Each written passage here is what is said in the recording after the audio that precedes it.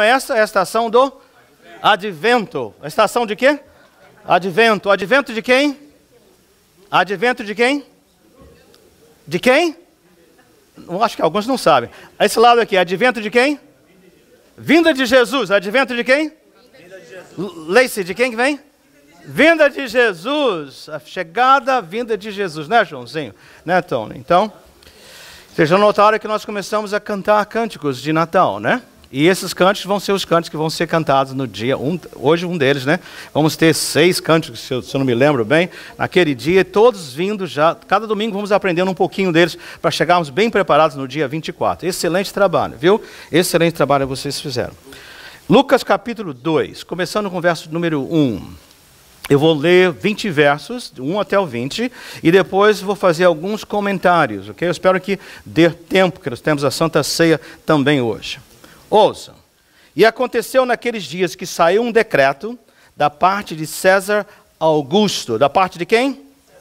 Quem era César Augusto? Imperador de que? De Roma, para que todo mundo se alistasse. E esse primeiro alistamento foi feito sendo Cirene o presidente da Síria. Síria era a província na qual Palestina, Israel fazia parte. E todos iam alistar-se, cada um à sua própria cidade. E subiu também José da Galileia, da cidade de Nazaré, à Judeia, à cidade de Davi, chamada Belém, porque era da casa e família de Davi, a fim de alistar-se com Maria, sua mulher, que estava grávida. E aconteceu o quê? Estando eles ali, se cumpriram os dias em que ela havia de dar à luz. E deu à luz seu filho primogênito, e envolveu-o em panos, e o deitou numa manjedoura, porque não havia lugar para eles na estalagem. Ora, havia naquela mesma comarca pastores que estavam no campo, e guardavam durante as vigílias da noite o seu rebanho.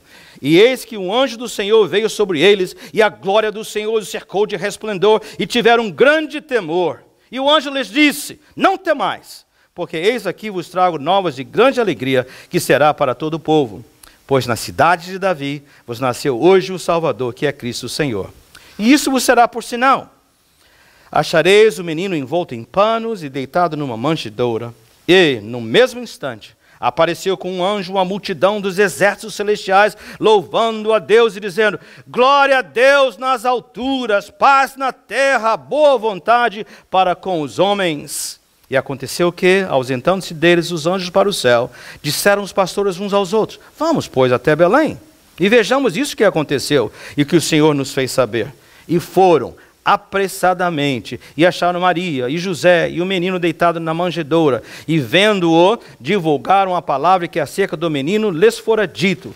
E todos os que a ouviram se maravilharam dos que os pastores lhes diziam. Mas Maria guardava todas essas coisas, conferindo-as em seu coração.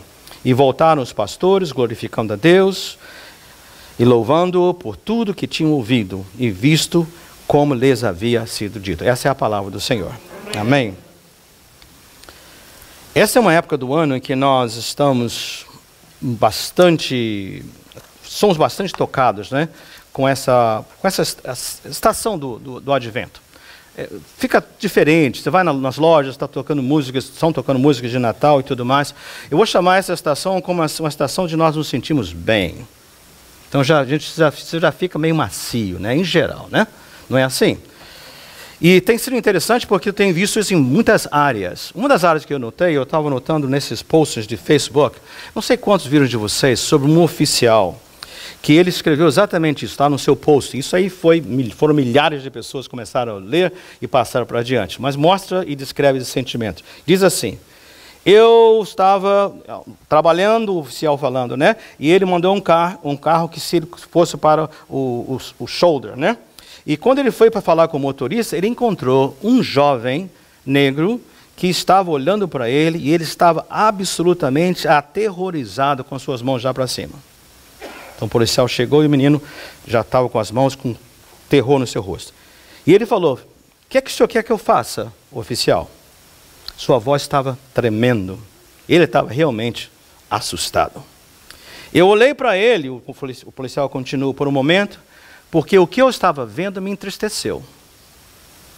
E respondeu: eu apenas não quero que você se machuque. E ele respondeu para mim, ainda tremendo: o senhor quer que eu saia do carro? Eu disse, não, eu não quero que você fique fazendo texting e dirigindo. Eu não quero que você entre em um acidente.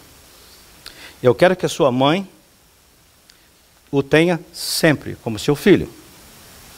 Eu quero que você cresça e venha a ser alguém. Eu não tenho nem vontade de te dar um ticket.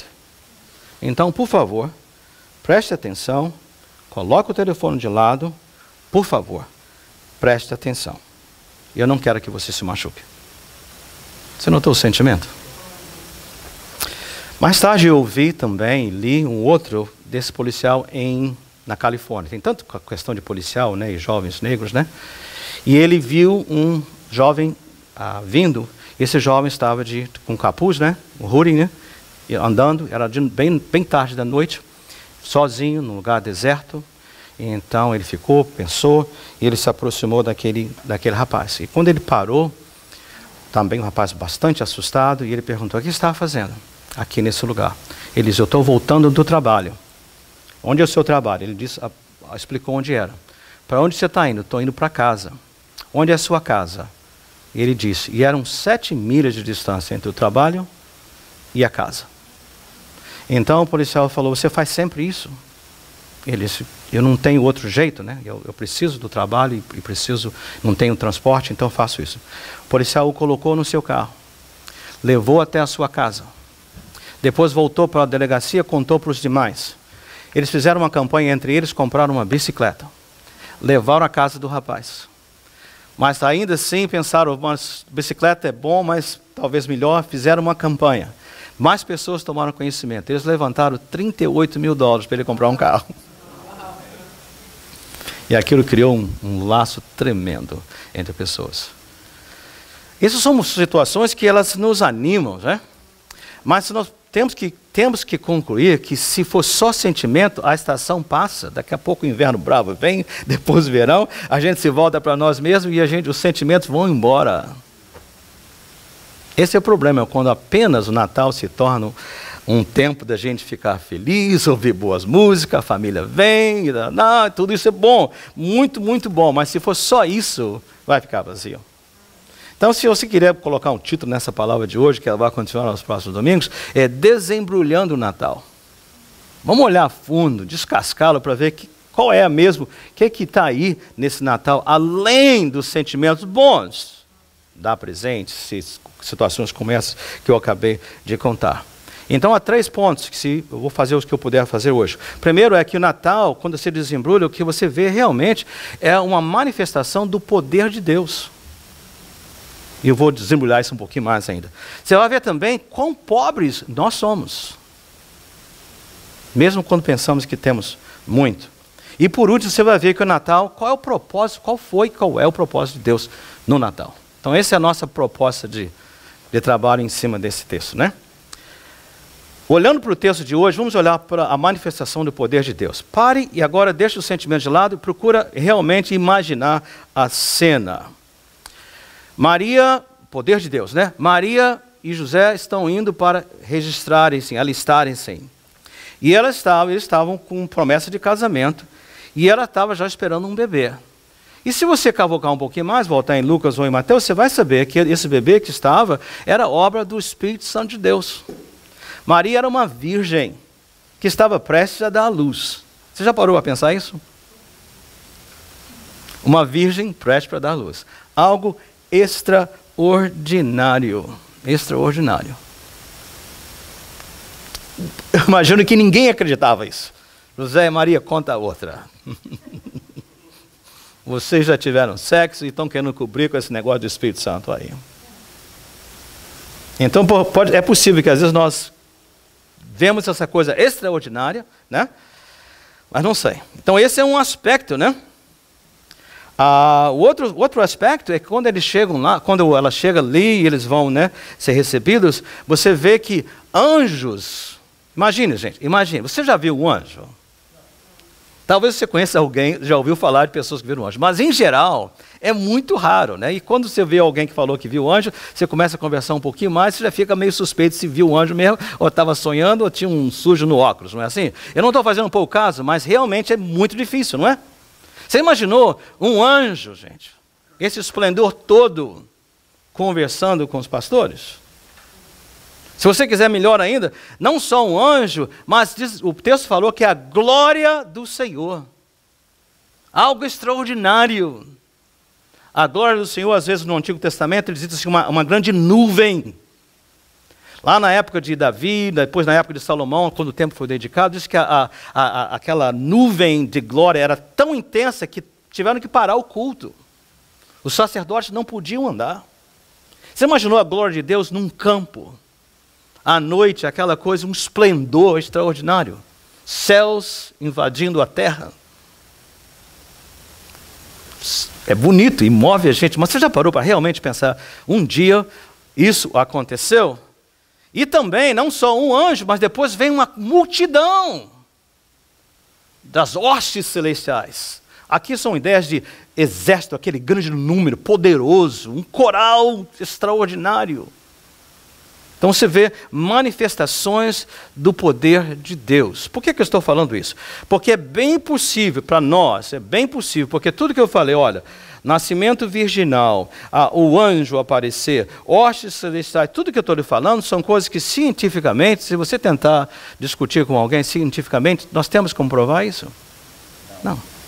Absolutamente não. Ao contrário. Então, às vezes, nós, até mesmo nós crentes, nós cremos, mas não cremos.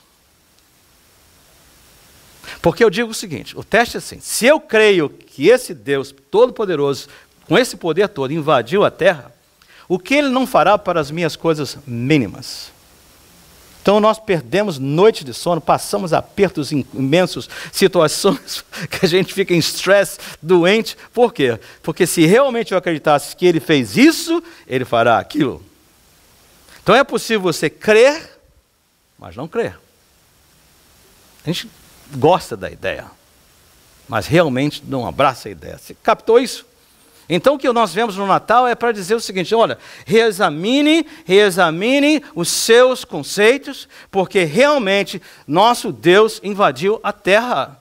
E essa descrição não é apenas um mito, isso não é história para criança, isso é algo extraordinário. Anjos, hostes de anjos, o nascimento virginal aconteceu, contrário a tudo e todos, o normal. Estão comigo? Essa semana eu tive um péssimo exemplo de uma situação de um menino, um adolescente, que agora está com 23 anos, que foi criado no Evangelho, num lar cristão, bem devoto, foi membro aqui da CCP por vários anos, talvez 2 anos ou mais. Estou me referindo ao Sean Flynn. Vocês se lembram dele? Rapaz bonito, né? O Sean Flynn, no dia 2 de dezembro, à 1h, ele colocou esse posting no Facebook. O que eu vou dizer para vocês agora, vou dizer, vai entristecer muita gente, que eu já conheci por muito tempo. Eu fui criado num lar cristão muito devoto, desde que meus pais maravilhosos me adotaram da Coreia, Seul, na Coreia.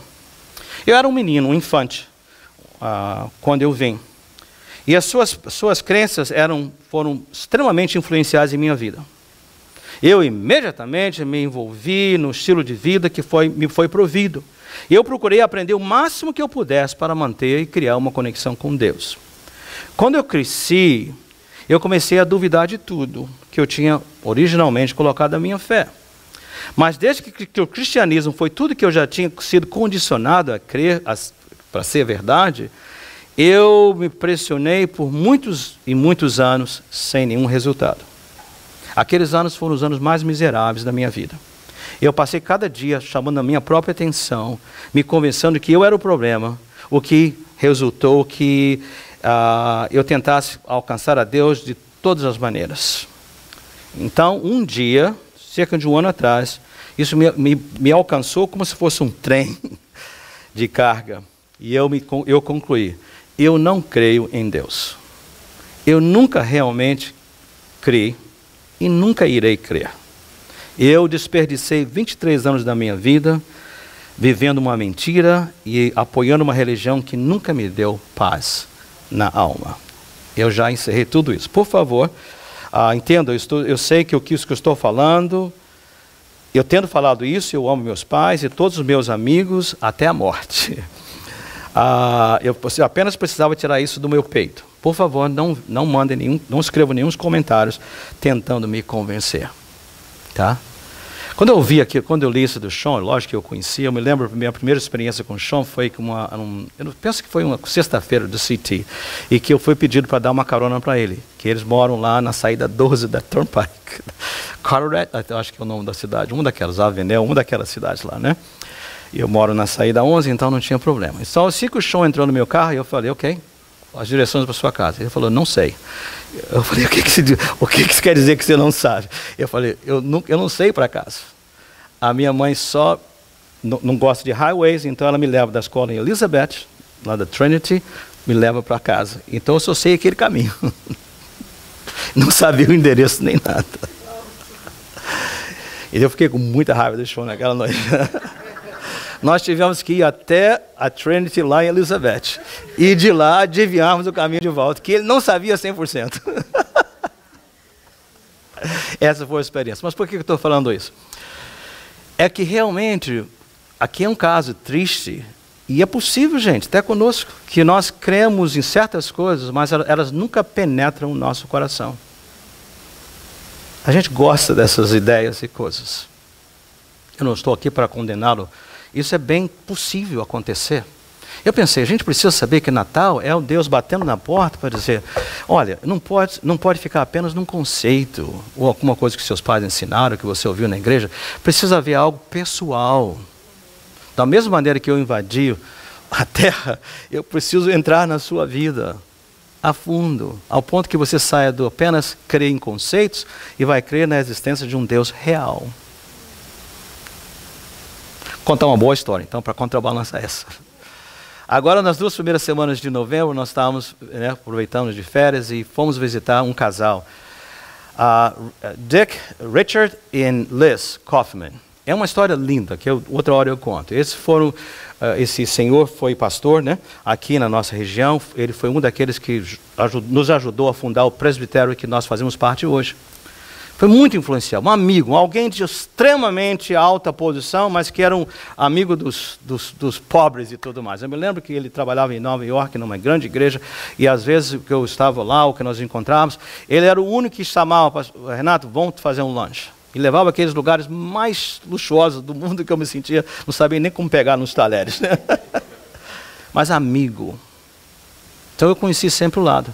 Agora nós vamos ver. Eles passaram momentos muito difíceis na vida. Ele teve câncer, sobreviveu. Muitas operações. E depois, logo em seguida, teve algum problema neurológico que o tornou incapaz de funcionar, né? Então ele é uma pessoa muito disciplinada, ele exercitou muito, então ele consegue andar e fazer, porque ele está bem muscular assim, né? Mas tem que usar o walker e tudo mais. E na conversa, a esposa é que ajuda, ela termina as frases, né? Porque ele está no meio de uma frase e de repente fala, mas o que eu estava falando? Porque afetou tudo, mas coisa linda. Mas naquele processo, nós começamos a conhecê-los mais ainda. Como eu falei, nossa amizade vai lá atrás, né? Estamos nós 4, eu, Cláudia, ele e a esposa, e eles contando como foi a conversão deles. E eu fiquei tão tocado, porque eu nunca tinha ouvido essa parte. Eu sempre sabia do lado já convertido. E eles falaram que eles cresceram a vida toda na igreja.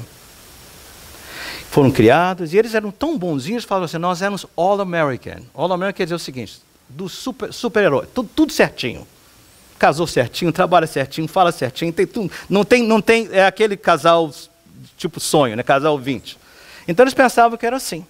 E eles falaram que eles estavam aqui morando aqui perto de Atlantic City naquela época, jovens ainda, né? Então havia algumas pessoas amigas do movimento carismático. Vocês, os jovens, não se lembram, né? Nos anos 70, né? Anos 70, houve um movimento católico pentecostais, né? Foi muito forte. Aqui na América eu participei de muitos encontros desse ministério. Muito bom.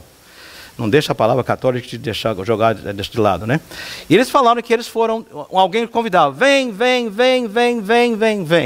E essas reuniões eram longas, né? E muito confessar, muito orar, muito louvor, muitas curas, coisas assim. E eles foram e falaram, só para a gente se livrar dos amigos, vamos. Porque nós somos perfeitos, a gente tem tudo direitinho, a gente conhece a Deus, serve a Deus, faz tudo, não precisa de nada. E eles foram. E quando chegaram lá, aí iam ter um tempo para as pessoas se confessarem, orarem, se derramarem diante de Deus. E ele falando, que eu vou derramar o quê? A gente está tendo direito. Eu não machuco ninguém, não atraio ninguém. E naquela hora, o Senhor, de uma maneira maravilhosa, penetrou na vida deles. E falou para eles, falou assim, e a mim? Vocês me machucam? E naquela hora houve um quebrantamento. E a vida deles passou de alguém que conhece para alguém que vive. Eu queria que você levasse para casa com você que o Natal é um momento em que Deus está dizendo para você o seguinte, ouça, é gostoso que você creia no meu poder. Porque Deus falando, eu sou poderoso mesmo. Eu posso fazer uma virgem conceber. Eu posso fazer um anjo falar, eu posso fazer ossos celestiais, isso é verdade. Eu posso fazer o mar se abrir, eu posso fazer o paralítico andar, o cego, eu posso fazer tudo isso. Mas se você for só aqui e não tiver no seu coração, a sua vida nunca será transformada. Natal é você ter a oportunidade de saber que eu vim, estou vindo, virei. Tudo que eu preciso é de um lugar aberto que me recepcione. Conhecimento é bom. Então eu queria fazer, eu vou parar com esse ponto aqui, a gente continua na próxima semana. Mas eu queria que você pudesse tomar posse dessa oportunidade. É o Senhor dizendo o seguinte, ouça, eu fiz esse negócio todo, eu virei o mundo de cabeça para baixo. Há 2.000 anos atrás e continuo fazendo, só para ter um relacionamento com você, pessoal. Tudo que você tem que fazer é dizer, Senhor, fala ao meu coração. Transforma o meu ser. Porque se você o fizer, esse Natal vai ser extraordinariamente diferente. Impossível de descrever. Deixe-me orar, a banda virá, nós vamos nos preparar para a Santa Ceia do Senhor. Mas deixe-me orar. Pai, eu creio que aqui o Senhor falou a pessoas hoje, jovens e adultos, visitantes e pessoas já que estão na igreja há muito tempo, não importa. Pai, o Senhor quer ir além. O Senhor não apenas quer que nós criamos no seu poder, mas criamos no que o Senhor fez, é todo esse poder, só para se relacionar conosco. Então faz essa obra, Pai, aqui hoje, nessa manhã. Eu te peço, Pai, toque em vidas, que hoje aqui nesse momento, vidas sejam transformadas. Quero perguntar, se há alguém aqui nesse momento que fez essa oração, ou que se não fez, gostaria de fazer. Lá no seu último, diga assim, Senhor Deus, hoje aqui nesta manhã, eu quero ouvir do Senhor. Eu não quero levar conhecimento, informação para minha casa, mas quero levar para minha casa a recordação de que hoje eu me encontrei com o Senhor, ouvi a sua voz, e que hoje o Senhor veio morar no meu coração, de maneira profunda, maneira permanente. Eu entrego a minha vida ao Senhor. Recebe, Senhor, perdoa os meus pecados. Enche-me da tua presença, Santo Espírito de Deus. Em nome de Jesus. Amém. Se você orou isso, antes de ir embora, vem falar comigo aqui no altar. Dê essa alegria de abraçá-lo, de cumprimentá-lo e andarmos juntos. Isso só de vir invadir o mundo não foi só o que ele fez tanto mais. A palavra de Deus nos diz que na noite que ele foi traído, ele tomou o pão e ele deu aos seus discípulos dizendo, olha, discípulos, isto é o meu corpo partido por vós.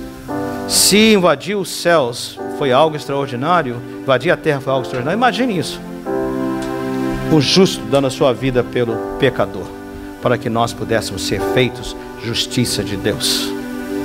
Então, ao celebrarmos, isso deve, a gente fala assim, em memória, é para a gente ser reavivado, eu diria regenerado. Uma explosão de vida deve invadir o nosso coração. Que coisa tremenda esse ato de Deus em meu favor. Que você possa ser encorajado hoje. E depois de ter haver enseado, ele tomou o cálice, ele também deu graças a Deus e disse: ó, esse é o cálice do meu sangue, a nova aliança entre Deus e os homens. A ideia da aliança é o seguinte: olha, segura comigo aqui. Nós estamos numa caminhada. Eu nunca vou deixá-lo. Nunca ninguém vai arrancá-lo da minha mão. Comecei, vou completá-lo. Firma. Isso deve dar segurança. Chão firme. Não é pelo meu mérito, não é meu favor, nem meus belos olhos, nem por nada. É porque Jesus deu sua vida por mim. Ele segura e Ele não larga. Seja encorajado, em nome de Jesus. Pedir que nossos irmãos venham para me ajudar a servir a Santa Ceia.